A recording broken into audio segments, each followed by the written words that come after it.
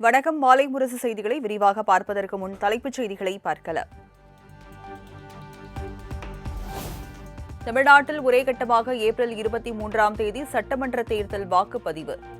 மே 4ஆம் தேதி வாக்குகள் எண்ணப்பட்டு முடிவுகள் அறிவிக்கப்படும் என இந்திய தலைமை தேர்தல் ஆணையர் ஞானேஷ்குமார் அறிவிப்பு. Assembly constituencies will go for poll on 23rd of April in one phase, and the counting shall be on the same day for all the 5 states/UT, that is 4th of May 2026.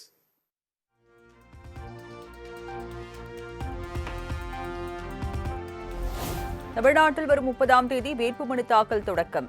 April 6ஆம் தேதி கடைசி நாள். April 7ஆம் தேதி வேட்புமனு பரிசீலனை திரும்பப் பெற ஏப்ரல் 9ஆம் தேதி கடைசி நாள் எனவும் இந்திய தலைமை தேர்தல் ஆணையர் அறிவிப்பு.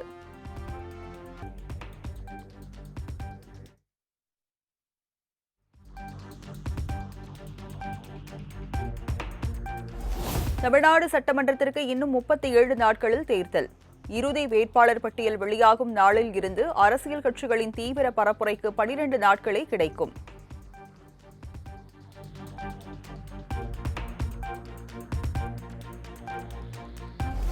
புதுச்சேரியில் ஒரே கட்டமாக ஏப்ரல் 9ஆம் தேதி சட்டமன்ற தேர்தல் வாக்குப்பதிவு. மே 4ஆம் தேதி வாக்குகள் எண்ணப்பட்டு முடிவுகள் அறிவிக்கப்படும் என இந்திய தேர்தல் ஆணையம் அறிவிப்பு.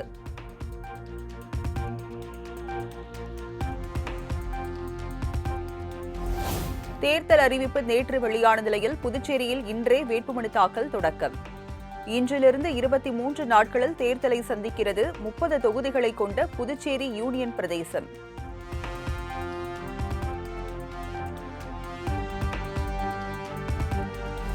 அசாம் மற்றும் கேரளத்தில் ஒரே கட்டமாக ஏப்ரல் 9ஆம் தேதி சட்டமன்ற தேர்தல் வாக்குப்பதிவு. மே 4ஆம் தேதி வாக்குகள் எண்ணப்பட்டு அன்றைய தினமே முடிவுகள் அறிவிப்பு.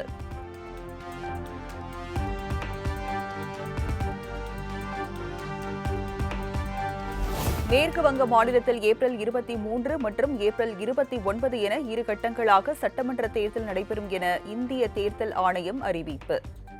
மே 4ஆம் தேதி வாக்குகள் எண்ணப்பட்டு முடிவுகள் அறிவிப்பு.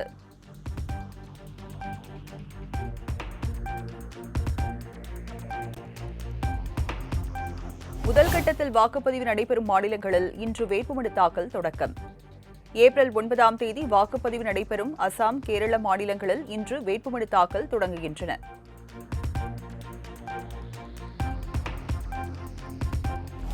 தமிழ்நாடு, புதுச்சேரி உள்ளிட்ட 5 மாநில சட்டப்பேரவை தேர்தலில் முதியவர்கள், மாற்றுத்திறனாளிகளுக்கு தபால் வாக்கு வசதி.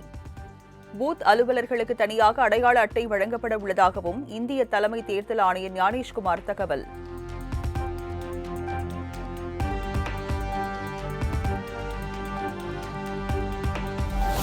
ஐந்து மாநில சட்டமன்ற தேர்தலில் பதிவாகும் தபால் வாக்குகள் முதலில் எண்ணப்படாது என தலைமை தேர்தல் ஆணையர் தகவல்.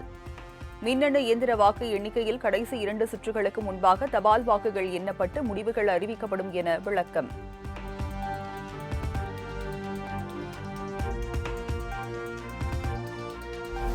தேர்தல் தொடர்பான அனைத்து விவரங்களையும் இசிஐ நெட் செயலி மூலம் வாக்காளர்கள் அறிந்து கொள்ளலாம். ஒவ்வொரு 2 மணி நேரத்திற்கும் வாக்குப்பதிவு நிலவரம் வழங்கப்படும் எனவும் இந்திய தலைமை தேர்தல் ஆணையர் ஞானேஷ்குமார் பேட்டி.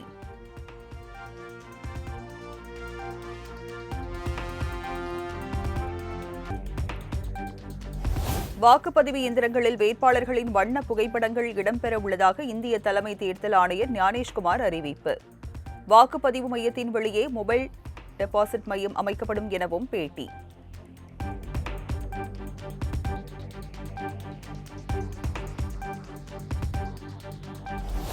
வாக்குச்சாவடிக்குள் செல்போன்களை எடுத்து செல்ல அனுமதி கிடையாது என தேர்தல் ஆணையம் அறிவிப்பு. வாக்குச்சாவடிக்கு வெளியே செல்போன் டெபாசிட் மையம் அமைக்கப்படும் எனவும் இந்திய தேர்தல் ஆணையம் தகவல்.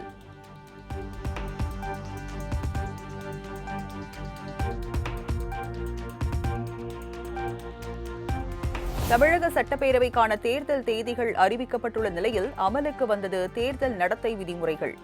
தமிழ்நாடு முழுவதும் கண்காணிப்பு பணியில் தேர்தல் பறக்கும் படையினர் தீவிரம்.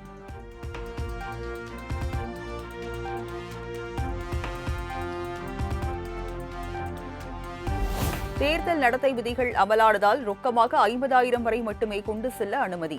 50,000க்கும் மேற்பட்ட தொகையை எடுத்து செல்லும் போது உரிய ஆவணங்கள் அவசியம் என தேர்தல் ஆணையம் திட்டவட்டம்.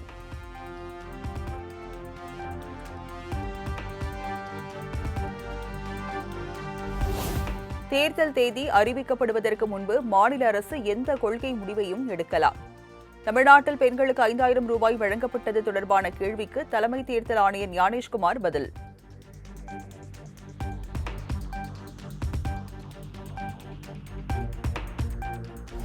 தமிழ்நாட்டில் முதல் முறை வாக்காளர்கள் 12,51,000 பேர் உள்ளனர் என தேர்தல் ஆணையம் தகவல். தமிழகம் உள்ளிட்ட 5 மாநிலங்களிலும் உள்ள அனைத்து வாக்குச்சாவடிகளும் சிசிடிவி மூலம் கண்காணிக்கப்படும் எனவும் அறிவிப்பு.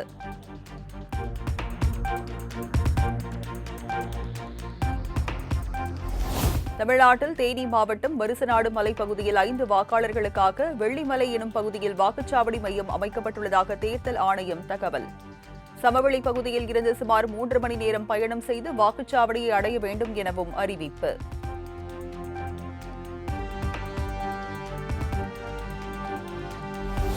தேர்தல் நடத்தை விதிகள் அமலுக்கு வந்துள்ள நிலையில் தலைமை செயலகத்தில் இருந்து முதல்வர் மு.க.ஸ்டாலின் புகைப்படம் அகற்றம். முன்னாள் முதல்வர் கருணாநிதி உள்ளிட்டோரின் புகைப்படங்களும் அகற்றப்பட்டன.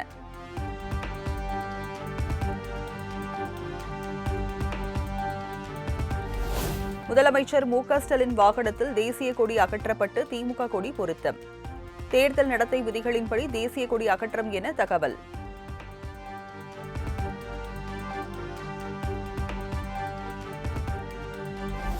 சென்னையில் சுவர்களில் உள்ள தலைவர்கள் படங்களை பெயிண்ட் அடித்து மறைக்கும் பணி துவக்கம். தேர்தல் நடத்தை விதிகள் அமலுக்கு வந்துள்ளதால் நடவடிக்கை.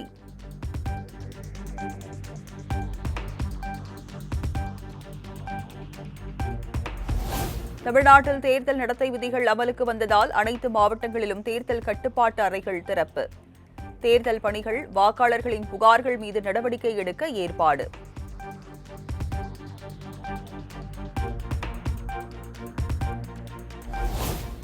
சட்டமன்ற தேர்தல் தேதி அறிவிக்கப்பட்டதை தொடர்ந்து சென்னையில் பறக்கும் படையினர் தீவிர சோதனை. தேர்தல் நடத்தை விதிமுறைகளை அமல்படுத்தும் வகையில் தீவிர கண்காணிப்பு.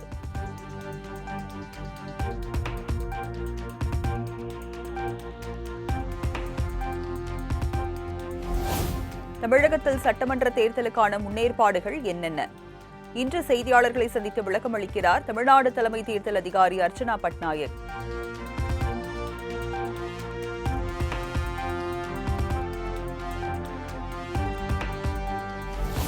பாஜகவிடம் அதிமுகவுடன் சேர்ந்து தனது மனசாட்சியையும் அடகு வைத்துவிட்டார் எடப்பாடி பழனிசாமி.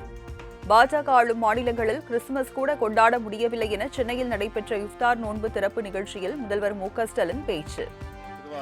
பழனிசாமி அவர்கள் நாம் கேட்பதெல்லாம் அதிமுக என்ற கட்சியோடு சேர்த்து உங்க மனசாட்சியையும் பாஜக கிட்ட அடகு வச்சுட்டீங்களா? அதுதான் வேதனையா இருக்கு.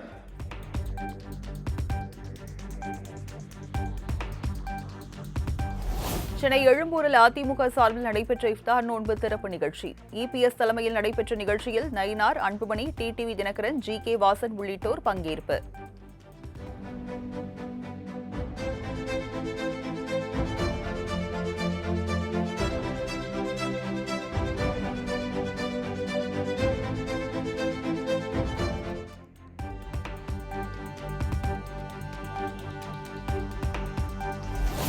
அதிமுக கூட்டணியில் புதிய கட்சிகள் வர வாய்ப்புள்ளதாக எடப்பாடி பழனிசாமி சூசகம்.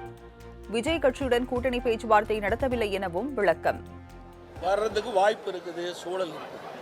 இந்த நீங்கள் குறிப்பிடுகின்ற அந்த கட்சியோடு எந்தவித பேச்சுவார்த்தையும் நடத்தவில்லை. அதனுடைய கேள்விக்கு பதிலும் இல்லை.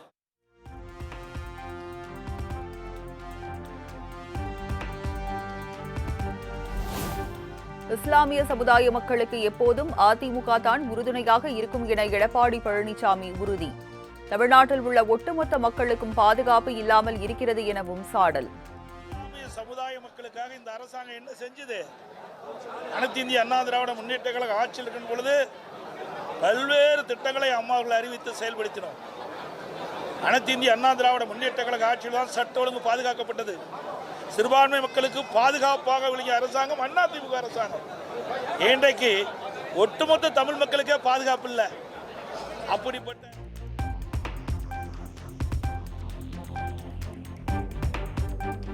கரூர் கூட்ட நெரிசல் வழக்கில் தாவேக தலைவர் விஜயிடம் 7 மணி நேரம் விசாரணை நடத்திய சிபிஐ அதிகாரிகள். நேற்றே தனி விமானம் மூலம் டெல்லியில் இருந்து சென்னை திரும்பிய விஜய்.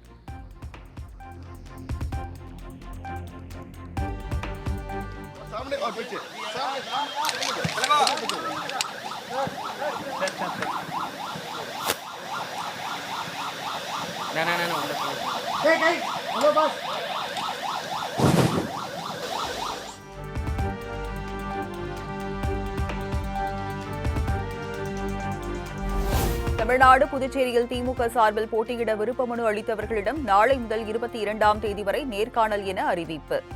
திமுக தலைவர் மு க ஸ்டாலின் விருப்ப மனு அளித்தவர்களிடம் நேர்காணல் நடத்துகிறார்.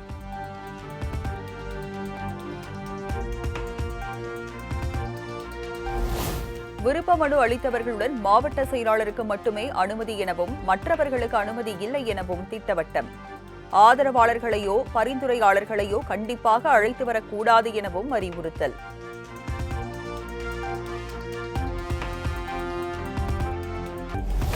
அதிமுக சார்பில் கூட்டணி கட்சிகளுடன் தொகுதி பங்கீடு பேச்சுவார்த்தை நடத்த குழு அமைப்பு.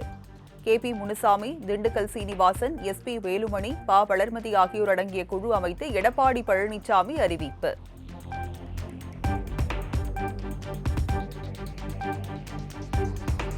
தேர்தல் தேதி அறிவிக்கப்பட்டுள்ள நிலையில் இன்று நடைபெறுகிறது திமுக மாவட்ட செயலாளர்கள் கூட்டம். தேர்தல் முன்னேற்பாடுகள், பிரச்சார வியூகங்கள் உள்ளிட்டவை குறித்து ஆலோசிக்கப்பட வாய்ப்பு.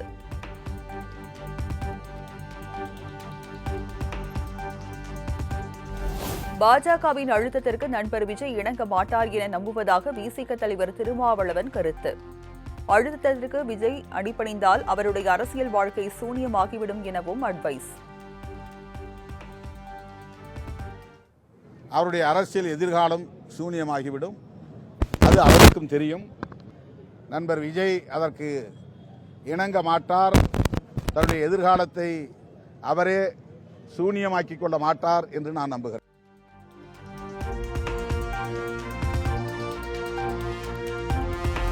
எங்கள் வேதனையை தோழமை கட்சிகள் புரிந்து கொள்ள வேண்டும். காங்கிரசுக்கு கூடுதல் தொகுதி கொடுத்ததை ஒப்பிட்டு சண்முகம் பேசியதற்கு செல்வ பெருந்தகை பதில். இதையே குறைத்து கொடுத்திருக்கிறார்கள். இந்த மண்ணை காப்பதற்காக, தமிழ்நாட்டு மக்களை காப்பதற்காக 3 தொகுதிகள் எக்ஸ்ட்ரா கொடுத்திருக்காங்க, வாங்கியிருக்கோம். ஆனா இது எதற்காக? இது ஒரு மனநிறைவோட வாங்கிட்டோம்னா மனநிறைவோட வாங்கியிருக்கோம். ஏன்னா அந்த தமிழ்நாட்டு மக்களை காப்பாற்ற வேண்டும்.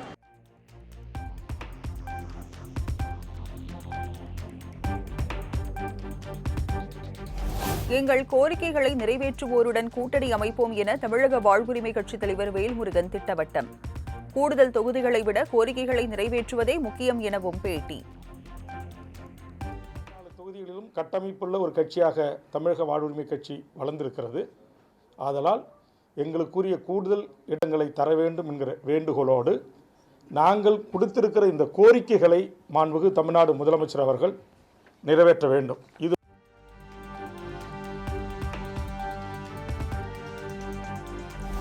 இந்த சட்டமன்ற தேர்தலில் முன்னாள் எம்பி சத்யபாமா திருப்பூர் மாவட்டத்தில் போட்டியிடுகிறார். அவருக்கு தனது வாழ்த்துக்களை தெரிவித்துக் கொள்வதாக முன்னாள் அமைச்சர் செங்கோட்டையன் பேச்சு.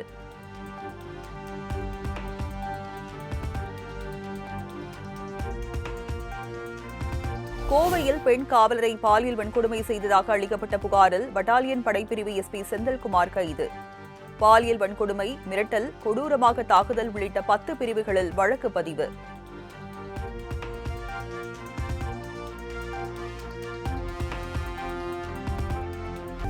பெண் அதிகாரி காவலரை தனியாக விட்டு சென்ற நிலையில் அலுவலக அறையில் வைத்தே செந்தில்குமார் வன்கொடுமை செய்ததாக புகார். பெண் அதிகாரியிடம் தன்னை விட்டு செல்ல வேண்டாம் என பாதிக்கப்பட்ட பெண் காவலர் கெஞ்சியதாக தகவல்.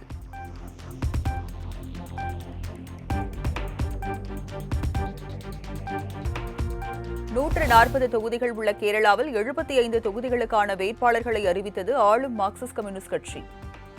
தர்மடம் தொகுதியில் பினராயி விஜயன் போட்டி.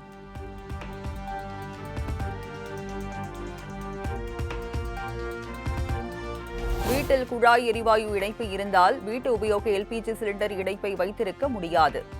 எல்பிஜி இணைப்பு வைத்திருக்கும் பிஎன்ஜி வாடிக்கையாளர்கள் தங்கள் இணைப்பை உடனடியாக திரும்ப ஒப்படைக்குமாறு மத்திய அரசு அறிவுறுத்தல்.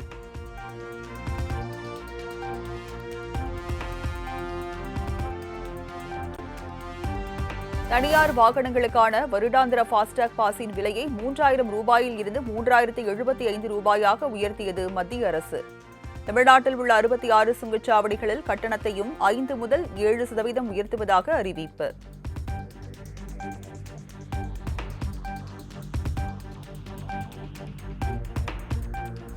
உயிருடன் உள்ளேன், ஆதாரம் போதுமா?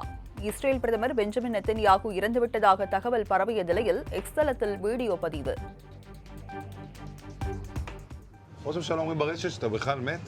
אני מת על קפה, אתה יודע מה? אני מת על העם שלי. איך הם מתנהגים, פנטסטי. אתה רוצה לספור את מספר אצבעות? אתה יכול להראות לנו? פה. פה. ראית? יפה מאוד. לחיים. ראש הממשלה מסר לאנשים שיוצאים ומתאווררים? לצאת להתאוורר, אבל ליד מרחב מוגן.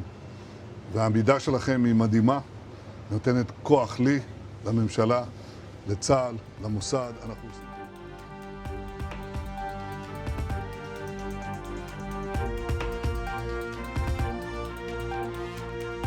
சர்வதேச கிரிக்கெட் போட்டிகளில் இருந்து ஓய்வு பெறுவதாக பாகிஸ்தான் அணியின் முன்னாள் கேப்டன் சர்ஃபராஸ் அகமது அறிவிப்பு. சர்ஃபராஸ் அகமது தலைமையில் கடந்த 2017ஆம் ஆண்டு சாம்பியன்ஸ் டிராபியை கைப்பற்றியிருந்தது பாகிஸ்தான்.